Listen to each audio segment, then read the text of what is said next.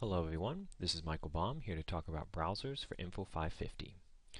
First, a quick overview so we're all on the same page. A browser is simply a software application that is installed on your device, be it a traditional PC or mobile device such as a tablet or smartphone, that allows you to access websites in a full feature-rich experience.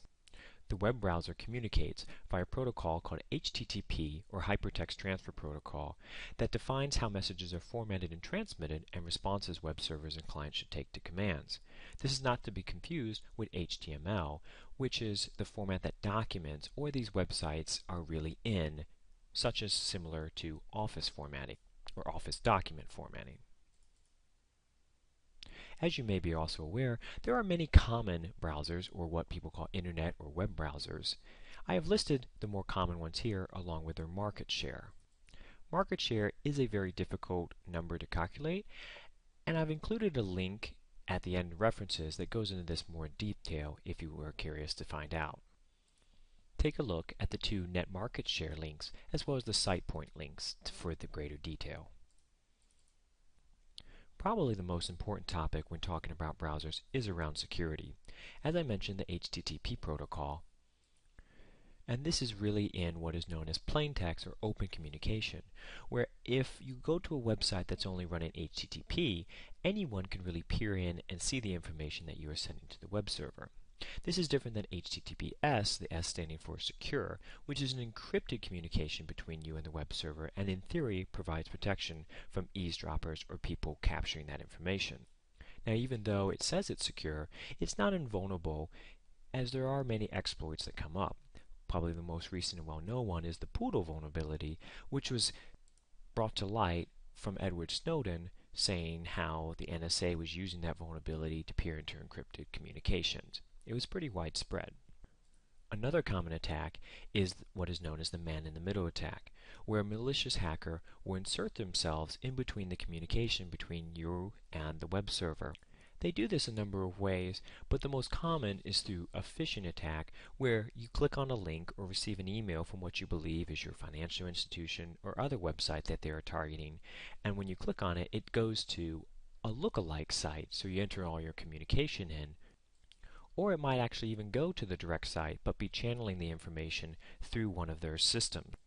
To you, everything might look as it should be, and it might even say HTTPS up at the top, but really you are passing your information encrypted to the malicious attacker, who then unencrypts it, reads the information they want, and then re-encrypts it and sends it on to the server.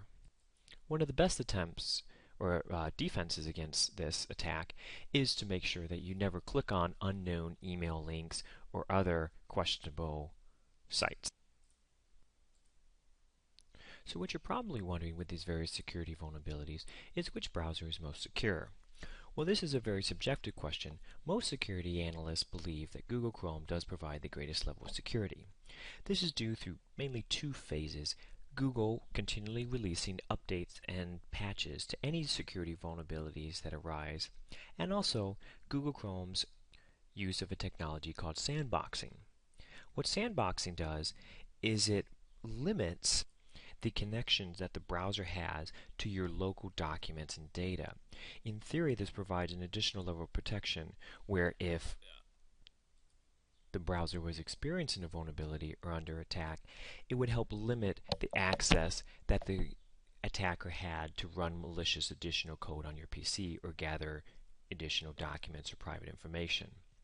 It also helps with the use of browser plugins and extensions, running these in a sandbox, so if they have any malicious code, they do not hopefully get out and affect your machine more.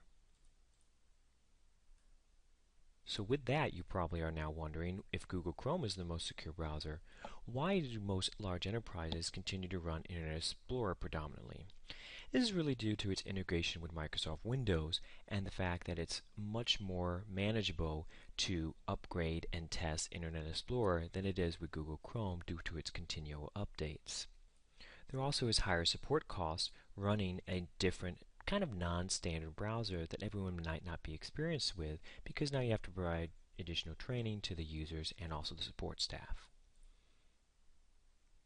There are additional enterprise policies worth pointing out, and this mainly has to do around open browsing, where a company might be using content filtering or proxy servers to not allow users just to go to any website out there to help protect.